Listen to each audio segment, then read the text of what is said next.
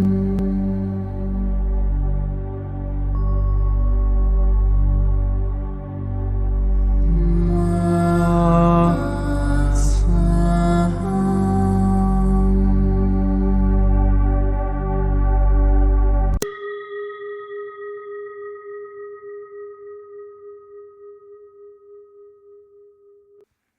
qui suit est la transcription d'un échange entre Mathias de Stefano, désigné ici comme moi, et son soi supérieur, désigné comme je suis. Dans cette capsule, la voix masculine incarnera le moi, tandis que la voix féminine représentera le je suis. Cette conversation, intitulée « Le système immunitaire et le système respiratoire », a été réalisée le 23 mai 2021.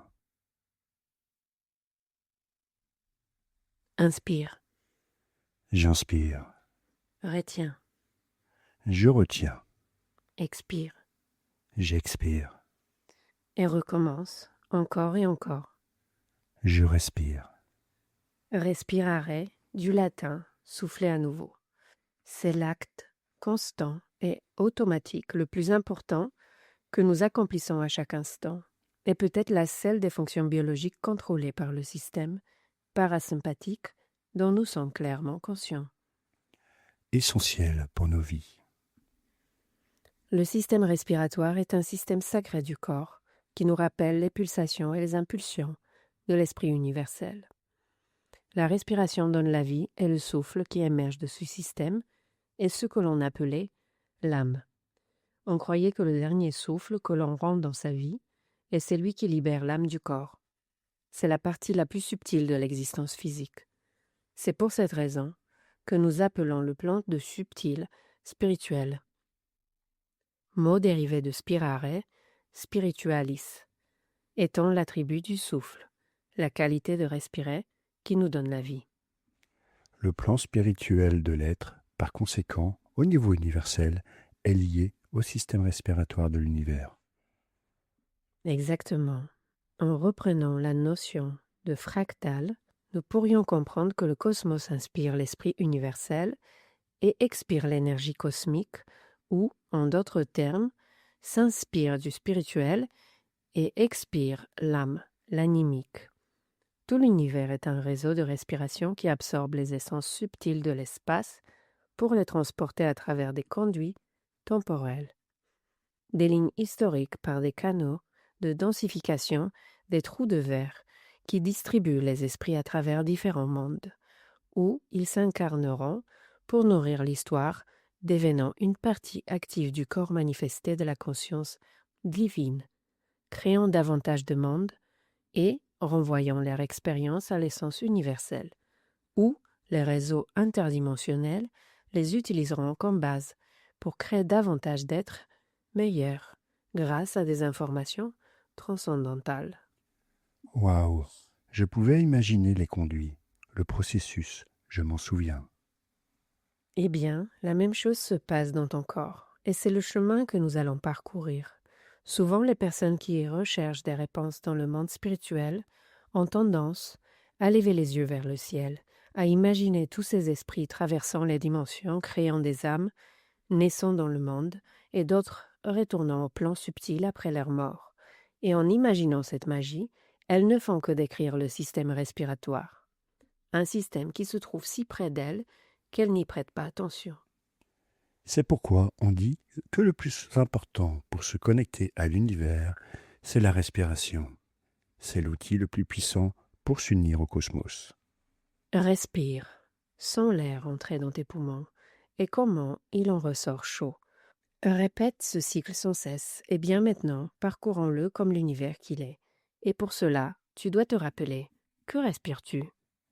De l'air, De quoi l'air est-il composé? d'oxygène, On pourrait le dire, mais en réalité, c'est le deuxième élément le plus présent. L'air est l'ensemble des gaz qui composent l'atmosphère terrestre, c'est-à-dire les gaz qui sont maintenus au-dessus de la surface de la Terre par la force de gravité. Cette atmosphère se divise en 5 couches principales. À partir de la partie la plus externe, près de l'espace, commence l'exosphère, suivie vers le bas par la thermosphère, la mésosphère, la stratosphère et celle qui nous concerne, la troposphère, dans laquelle la respiration est possible. Elle s'étend sur une hauteur de 7 km au pôle et de 16 km vers les tropiques et l'équateur. Et c'est là que se produisent tous les phénomènes climatiques. La troposphère et la stratosphère sont toutes deux composées de 78% d'azote, 21% d'oxygène, 1% d'argone et 0,40% de dioxyde de carbone, et le reste de gaz rares comme le néon. Oh, donc, il y a plus d'azote que d'oxygène. Élément fondamental pour les êtres vivants, surtout les plantes qui l'utilisent pour se nourrir. L'oxygène, comme nous l'avons déjà dit, n'était pas un élément présent dans l'atmosphère terrestre. C'est grâce à l'apparition des bactéries et du phytoplancton, des structures végétales unicellulaires, les premières à réaliser la photosynthèse, que l'oxygène a commencé à remplir l'atmosphère. Cela s'est donc produit lors du traitement du dioxyde de carbone, nécessaire à l'absorption de la lumière par les plantes qui remplissaient la Terre en raison de son intense activité volcanique. En décomposant les molécules, le carbone était utilisé comme source d'énergie, libérant ainsi les molécules d'oxygène inutiles au processus photosynthétique. Ces bactéries ont commencé à remplir l'atmosphère il y a environ 2,3 milliards d'années. À ce jour, même si l'on pense que ce sont les forêts et les jungles qui produisent l'oxygène de la planète, elles ne représentent en réalité qu'une petite partie de cette production, car c'est le phytoplancton des océans qui est chargé de générer l'oxygène que nous respirons. Les organismes unicellulaires du règne animal ont commencé à utiliser l'oxygène comme source d'énergie, ce qui leur permettait de se déplacer. Les animaux s'approvisionnaient en carbone et en azote, entre autres, en consommant des plantes, tandis que l'oxygène stimulait le mouvement des cellules. L'oxygène, comme son nom l'indique, oxyde les éléments internes du corps, ce qui pour les animaux est la clé de la purification. Il détruit les éléments nocifs en les décomposant par oxygénation, ce qui permet de les libérer des cellules pour qu'ils soient excrétés. C'est ainsi que l'oxygénation permet au corps d'être en bonne santé et de ne pas avoir à traiter autant de toxines, ce qui épuise les énergies. Oh, intéressant. Donc l'oxygène ne nous nourrit pas, mais nous nettoie. Il purge. C'est exact. Il aide à la régénération cellulaire une fois cela compris. Tu comprendras que les atomes d'oxygène sont semblables au monde spirituel qui s'incarne dans les mondes purgés, lisser les aspérités, alléger le poids des cellules vivantes, le karma, afin de pouvoir s'épanouir. Waouh, ça a du sens. Maintenant, parcourons le chemin que les esprits empruntent dans ton corps. Le plan spirituel regorge de nombreuses autres créatures plus denses qui ne sont pas nécessaires à ce processus de purification, comme le dioxyde de carbone qui représente les êtres sombres qui nourrissent la matière mais qui implique un poids sur l'organisme, une densification. C'est pourquoi le système respiratoire est chargé de distinguer l'oxygène du reste, et ne laissant entrer dans l'organisme que ces atomes, tandis qu'il prélève le reste des éléments inutiles pour les éliminer. Karma et dharma. Le système respiratoire commence par le nez, par où l'air pénètre avec toutes ses particules externes. Il circule dans la cavité nasale qui trouve sa limite, dans la cavité sphénoïdale, où repose l'hypophyse. Ainsi, à chaque respiration, la vibration maintient l'esprit allumé dans la matière. Il descend dans le pharynx où il rejoint la cavité buccale, raison pour laquelle tu peux également respirer par la bouche, bien que cela ne soit pas recommandé car la bouche a une autre fonction, et l'oxygénation ne se fait pas de la même manière. Respirer par la bouche indique un besoin, tandis que par le nez, c'est la tempérance. Le pharynx croise l'œsophage pour rejoindre le larynx, par où l'air trouvera le chemin vers les poumons. C'est là que se trouve l'appareil phonatoire, les cordes vocales qui marquent la limite entre le larynx et la trachée. La trachée est ce conduit rugueux qui ressemble au tronc d'un arbre et qui commence à se diviser de la même manière que la plante en se ramifiant. Ces branches s'appellent les branches, que l'on peut associer à bronchi et branch, branche, et les principales se divisent en deux, menant aux organes appelés poumons. Ce mot vient du grec pleu, couler, et pneu, respirer, qui nous donne pneumatique, pneumonie, avec le suffixe mon, agent, sujet. Ceci se compose d'une ramification de plus en plus fine en milliers et milliers de petites branches qui se subdivisent depuis les branches lobaires supérieures, moyennes et inférieures, vers les branches segmentaires ou bronchioles, d'où émergent les petites tiges appelées alvéoles, contenues dans les sacs alvéolaires qui sont recouverts de veines et d'artères, de capillaires sanguins, de minuscules vaisseaux qui reçoivent les molécules d'oxygène filtrées par les alvéoles, tandis que par les artères, les alvéoles reçoivent les molécules de dioxyde de carbone et les impuretés pour les expulser par le même conduit dans le sens inverse. Cela est possible grâce au diaphragme, un tissu élastique qui sépare les poumons du système digestif et qui s'étire lorsque l'air entre, puis se contracte en reprenant sa place, repoussant vers l'extérieur tout ce qui circule dans les poumons. Tous les animaux ne suivent pas le même processus, car certains insectes, amphibiens, reptiles et êtres marins respirent directement par la peau. Waouh, tout un voyage. Le voyage universel. Si tu compares ces êtres spirituels qui entrent par les trous de verre en toi, le font par les branches qui se dissipent dans les bronchioles et les alvéoles qui sont comme les fruits ou les fleurs de l'arbre. Les différents mondes où ils pénètrent dans le flux sanguin, comme le flux même de la vie, où ils changeront de monde, de pays, de vie, cellule après cellule, dans différentes expériences, illuminant et purgeant la densité, la renvoyant au cosmos sous forme d'expériences, de sagesse, appelées dioxyde de carbone, les enregistrements au niveau moléculaire. C'est l'arbre de vie. Hallucinant. Les poumons sont comme cet arbre de l'existence où nous incarnons tous. Faisons l'expérience, désincarnons, nous transcendons. Et à leur tour, de nombreuses entités peuvent également pénétrer par ce système. Il peut y avoir de nombreux envahisseurs, des êtres composés de carbone qui cherchent à se nourrir des mondes, à créer leur colonie et à créer leur propre réalité dans cette dimension que tu es. Qui sont-ils? Des virus et des bactéries, les organismes les plus simples et en même temps les plus fascinants du règne de la vie organique. Ils sont si petits qu'ils flottent dans l'air. Des millions de bactéries et de virus pénètrent dans ton corps à chaque respiration. L'air est rempli de ces créatures qui cherchent un endroit où s'installer et se reproduire, un environnement favorable. C'est pourquoi le système respiratoire a besoin d'un allié infatigable. Lequel? Le système immunitaire. Le système de défense. C'est un système complexe qui peut être envisagé sous deux angles, conditionnel et inconditionnel. Comment se présente le conditionnel? C'est celui qui se consacre à la défense, car sa condition première est la vie et l'intégrité de l'organisme qui le construit. Il doit donc maintenir l'être tout entier en harmonie propre, pur de tout ce qui pourrait nuire à sa survie et à sa stabilité. Ainsi, il ne permettra de vivre dans le corps qu'aux virus et bactéries qui respectent la condition de la vie homéostatique. Hein? Il y a des virus et des bactéries qui aident? Oui, beaucoup, des milliers d'entre elles, et c'est ce que nous apporte la vision inconditionnelle.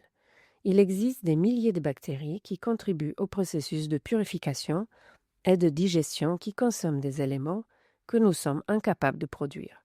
C'est ce que nous appelons la flore intestinale, un ensemble bactérien nécessaire à la vie en quantité adéquate, qui se maintient ainsi grâce aux virus, ceux qui se nourrissent de bactéries.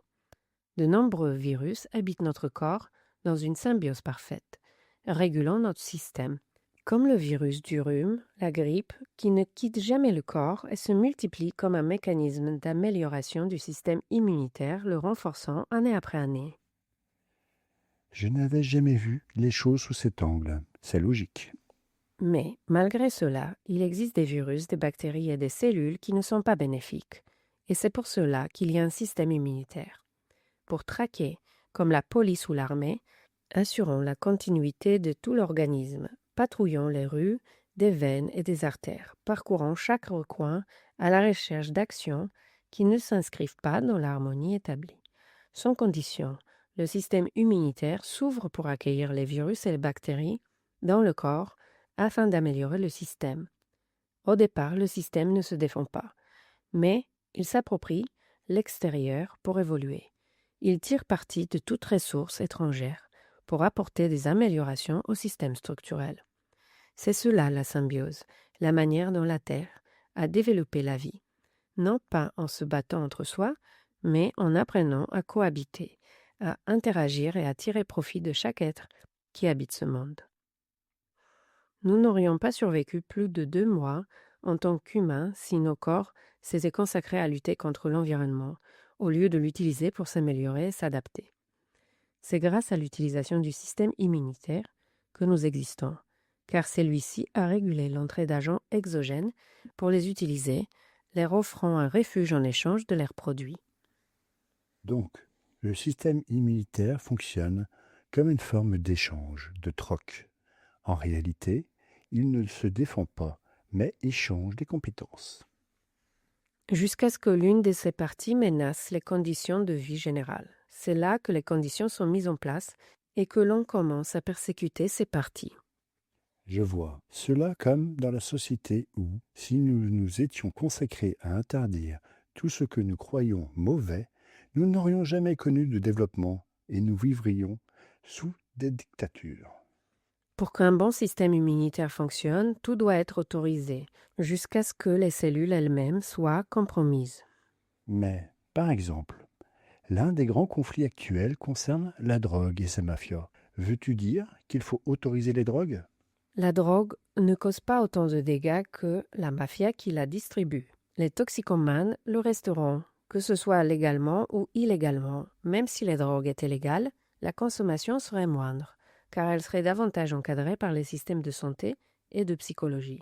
Il n'y aurait plus de mafia, de mort, de décadence, ni de personnes en marge du système risquant leur vie sans aucun soutien. C'est ainsi que fonctionne le système immunitaire. Il ne lutte pas, il cherche à mettre en évidence le véritable problème, qui n'est pas la drogue, mais la mafia. Je comprends. Dans le monde des virus, il existe aussi des mafias qui accaparent tout. Et il existe aussi des cellules qui cherchent à tout contrôler, au point d'interpréter que même les cellules saines peuvent être nocives. Comme quand on voit la police ou l'armée s'en prendre à la population elle-même. C'est ça. Comment comprenons-nous le système immunitaire ? Immunitaire vient du latin in, des dents, et muno, construire. Le sens vient de ériger une forteresse intérieure. Ce système est structurel, c'est-à-dire qu'il couvre une grande partie du corps, qu'il n'est pas spécifiquement géré par un organe, mais qu'il est constitué de cellules produites par plusieurs d'entre eux. Malgré cela, au cours des premières années de la vie, c'est le thymus qui se charge de renforcer les globules blancs générés dans la moelle osseuse, afin qu'ils puissent défendre le corps. Mais le système de défense se développe à différents endroits et est distribué par d'autres systèmes. Lesquels ? Le système se compose d'éléments et de réactions chimiques produites dans des organes qui sont solubles dans un liquide afin d'être facilement distribués par les systèmes circulatoires et lymphatiques. Ces réactions sont principalement générées dans la moelle osseuse au niveau de la colonne vertébrale, le thymus au-dessus du cœur, la rate à gauche de l'estomac, les ganglions lymphatiques répartis dans différentes parties du corps et les muqueuses. À ce propos, n'oublie pas que le mucus est produit aux portes du système respiratoire. Le mucus est un ensemble de cellules mortes remplies de cellules du système immunitaire qui jouent un rôle de prison pour tous les agents externes susceptibles de pénétrer en les retenant grâce à sa viscosité. Le mucus est le premier bouclier dans la bataille biologique. Ça me dégoûte, mais c'est vrai. La moelle osseuse produit des leucocytes, globules blancs, ainsi que d'autres cellules telles que les neutrophiles, les lymphocytes, les macrophages et les monocytes, entre autres. Ces composés circulent dans le sang à la recherche d'agents pathogènes internes, dans le cas de cellules défectueuses, comme dans le cancer, ou d'agents pathogènes externes, tels que des virus nuisibles, des bactéries et des parasites. Ils les identifient, s'y fixent, les entourent et les dissolvent. Une fois cela fait, ils décomposent l'ADN de cet agent pathogène. éliminant ainsi sa capacité de reproduction, puis s'intègre aux cellules où il incorpore cet ADN comme enregistrement, ce qui leur permettra d'identifier plus facilement les prochains agents pathogènes qui apparaîtront, en rendant ainsi le système plus fort et plus immunisé et produisant une mémoire immunitaire. Et si le corps n'était pas capable de le faire tout seul, que se passe-t-il? Au fil de l'histoire, les humains ont constaté que certaines plantes et certains éléments de la nature possédaient des qualités qui renforçaient le mécanisme de défense. C'est ainsi qu'est apparue la médecine naturelle, utilisant des fleurs, des plantes, des racines, des champignons et parfois aussi des parties d'animaux et d'insectes, qui aidaient à fortifier le corps, et ils ont établi les dosages en créant des potions. Mais parfois, cela ne suffisait pas. Une chose est de prévenir, une autre est de guérir. Le système immunitaire doit créer des anticorps, c'est-à-dire des éléments chimiques internes qui reconnaissent le virus, le parasite ou la bactérie. Imagine ceci. Dans un premier cas, une maladie virale apparaît soudainement et touche un grand nombre de personnes qui n'ont jamais été confrontées à ce virus. Par conséquent, leur corps a besoin de temps pour reconnaître ce nouveau microbe. Au cours de ce processus, le virus colonise l'organisme qui finit par céder et mourir. Mais dans un deuxième cas, imaginez que la population sache qu'un virus arrive. Alors certains isolent ce virus en laboratoire, le décomposent jusqu'à le détruire, le tuer, ne laissant que ses composés d'ADN dissous. Ainsi, cela permet d'effectuer une étape préalable que l'organisme n'aura pas à accomplir, à savoir la détection et l'attaque. On introduit ce virus mort dans l'organisme et celui-ci réagit à cette nouvelle situation. L'organisme fait monter la température corporelle, car au-delà de 37 degrés, les virus et les bactéries peuvent mourir, mais il lui est soudainement plus facile de les repérer, car ils ne se déplacent pas et ne se reproduisent pas. Cela permet au corps d'identifier beaucoup plus rapidement l'envahisseur et de se préparer à ceux qui viendront ensuite, les virus vivants. Ainsi, lorsqu'ils arriveront dans le corps, celui-ci saura déjà comment y faire face. C'est ce que nous ne comprenons souvent pas à propos des vaccins. Aujourd'hui, avec le coronavirus, il y a une sorte de lutte contre le vaccin. Je ne suis pas contre les vaccins, mais je suis pour que ce soit le corps qui apprenne à développer naturellement l'immunité. Car, malgré le risque que cela représente en pleine pandémie, les vaccins peuvent aussi être défaillants et nécessiter plus de temps de préparation. En soi, je sais que les vaccins ne sont en fait qu'une simple étape préalable qui épargne du travail au système immunitaire. Mais à quel prix? Le vaccin tire son nom de la première expérience d'inoculation d'un virus appelé variole bovine. À la fin du XVIIIe siècle, la variole se propageait en Europe, tuant des milliers de personnes.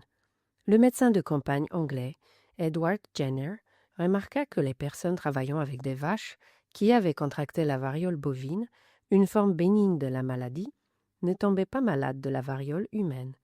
Cela lui a rappelé que d'autres cultures avaient l'habitude de s'inoculer des mucosités de certaines maladies pour prévenir leur propre contamination.